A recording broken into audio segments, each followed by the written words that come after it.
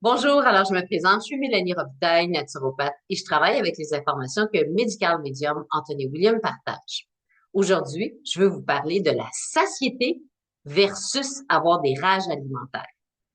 Alors, il y a plusieurs personnes qui me consultent et qui vont m'écrire dans leur questionnaire qui ont des rages alimentaires.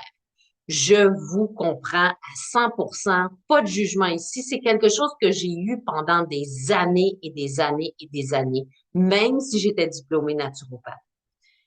Ce qui s'est passé, c'est que lorsque j'ai découvert les informations ici, qui viennent de ce livre-là, le livre sur le foie, principalement le chapitre 13, où est-ce qu'on parle de la faim mystérieuse, ou en anglais Mystery Hunger, j'ai découvert quel est l'acteur principal qui va déclencher qu'on atteint la satiété et pourquoi. Alors, c'est le foie. Le foie, c'est lui qui va faire en sorte qu'on atteint la satiété ou pas, principalement. Il y a aussi le système nerveux, mais c'est principalement le foie. Le foie, c'est très simple. S'il reçoit pas ce qu'il a besoin, il va nous envoyer le message continuellement qu'on a faim. Et ça n'a pas de lien nécessairement avec la quantité de calories. Parce que aujourd'hui, je mange à peu près le même nombre de calories que je pouvais manger.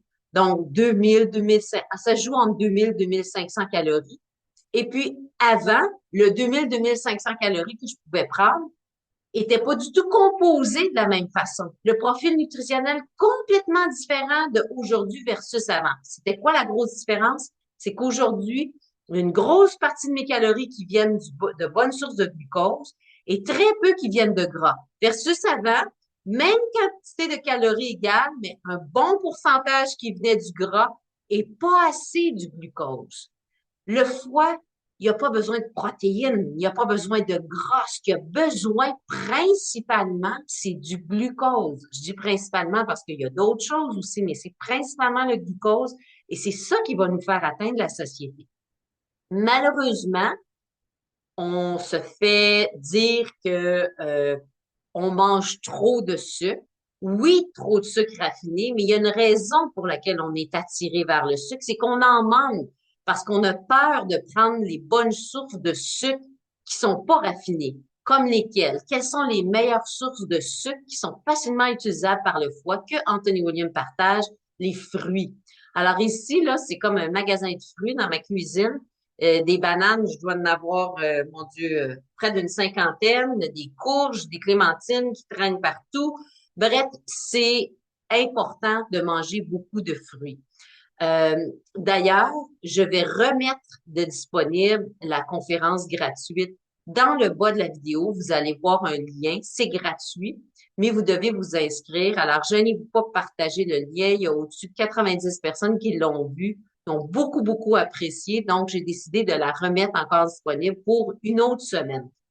Alors, donc, pour revenir, on a besoin, exemple, de bons sucres disponibles. Donc, pour revenir à ce que je disais, les fruits, les pommes de terre, toutes les formes de pommes de terre, les courges d'hiver, comme les courges butternut, buttercup, euh, acorn, donc les courges qui vont donner plus de calories. Je parle pas, exemple, le zucchini ou la courgette qui a presque pas de calories.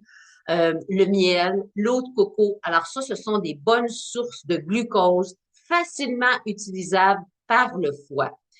Mais qu'est-ce qui se passait, comme je vous disais, moi, dans mon ancien menu, c'est que j'avais trop de gras. Le gras interfère avec l'assimilation de bons sucres. C'est certain qu'il y en a qui doivent se dire, ouais, mais je vais m'en aller vers le diabète de type 2 ou prédiabète, ou je me suis déjà fait diagnostiquer prédiabétique, je dois faire attention. Le problème, c'est quand le sucre stagne dans le sang. Ce qu'on veut, c'est que le sucre rentre dans les cellules. On veut pas qu'il stagne dans le sang.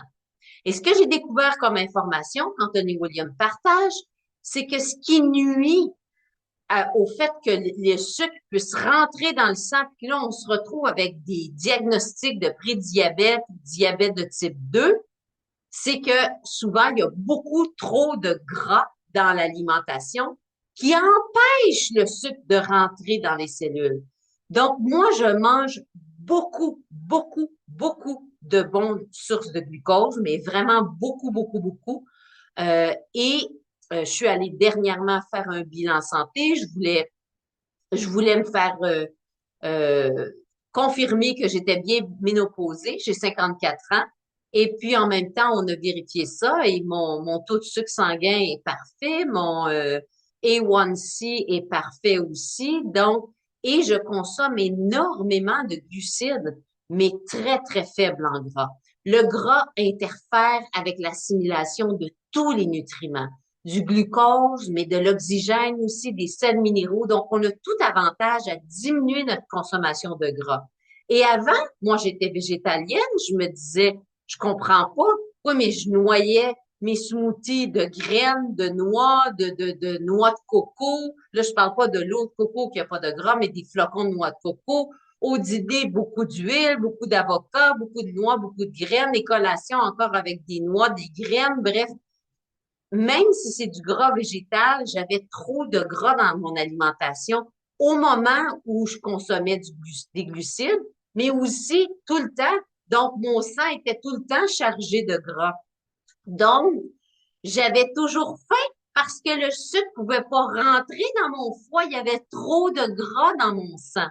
Donc, comprenez-vous, c'est pas une question d'être végétalien ou pas, c'est une question de diminuer notre consommation de gras et même de se donner une petite fenêtre au moins minimum du moment qu'on se lève jusqu'au dîner où est-ce qu'il n'y a pas de gras, où est-ce qu'on peut bien assimiler nos nutriments. Alors, c'est ce que je voulais vous partager parce que c'est pas le fun de se battre contre des rages alimentaires. Je le sais, je l'ai fait pendant plus d'une décennie, OK? Alors, et puis je veux vous dire qu'il y a des solutions qui existent et ça marche. Faut simplement aussi peut-être jeter aux poubelles des croyances qu'on a par rapport aux fruits, par rapport aux glucides, parce qu'il y en a beaucoup vraiment qui pensent que les pommes de terre, ça fait engraisser, ou etc., ou que le sucre va se transformer en gras dans notre corps, n'ont pas les bonnes sources de glucose. Et moi, j'en suis un exemple vivant pour le poids, pour la satiété, pour les rages alimentaires. Donc, ça, c'est important et aussi de se donner suffisamment de glucose bien réparti, pas trop espacé dans la journée. Donc, maintenant, je collationne. Alors, je collationne et puis c'est important, les bonnes sources de glucose que je prends, de pas toujours ajouter du gras dans ça. Donc, on devrait faire comme les enfants, hein, qui vont jouer, venir manger un petit peu, après ça, ils retournent jouer, ils viennent manger. Donc, ils peuvent manger 5 fois facilement dans la journée. Alors, moi, c'est ce que je fais, c'est ce qui me convient. Donc, je vous invite à regarder, peut-être explorer ça, voir qu'est-ce que ça peut faire de diminuer la consommation de gras. J'ai souvent plusieurs clientes qui vont me dire, je me sens mieux, ma digestion est mieux, l'élimination, bref, tout ça plus d'énergie. Ben oui, parce que là, les nutriments peuvent rentrer enfin dans les cellules. Donc, pas simplement qu'on atteint la satiété, que les rages alimentaires diminuent, mais aussi on se sent mieux vraiment en général parce que tout est mieux assimilé. Donc, si vous dites, j'aimerais explorer ça, plein de possibilités s'offrent à vous. Comme je vous ai dit, quelque chose qui est gratuit. Il y a une conférence que j'ai déjà faite sur le sucre. Donc, une conférence d'un petit peu plus qu'une heure et demie. Vous devez vous inscrire pour ça, même si c'est gratuit. Vous avez le lien dans le bas de la vidéo. Ensuite de ça, je peux vous rencontrer en consultation. Donc, vous guider, bâtir un menu avec vous qui va vous convenir. Et puis justement, où est-ce que vous allez pouvoir atteindre la satiété. Je peux également, ce que je fais, disons, le suivi ultime, c'est 2 fois par année. Je vais au Costa Rica, donc j'y vais là à la fin novembre. Il me reste une chambre de disponible. Donc là, on est 24 heures sur 24 ensemble.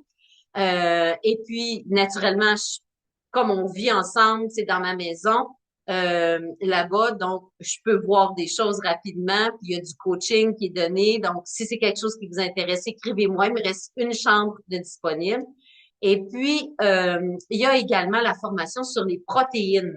Donc, où est-ce que je compare des menus à calories identiques, mais des profils nutritionnels complètement différents. Donc, un menu comme je partage dans cette formation-là sur les protéines, où est-ce que pour moi, c'est la catastrophe, c'est sûr que c'est virage alimentaire à la fin de la journée à cause du profil nutritionnel, puis l'autre, où est-ce que je suis bien contentée. Donc, et c'est ce que les gens expérimentent. Parce que l'humain a besoin de glucose. On a vraiment, vraiment besoin de ça. Alors, merci de m'avoir écouté. J'espère que ça a répondu à des questions qu'on m'avait demandées et on se voit une prochaine fois.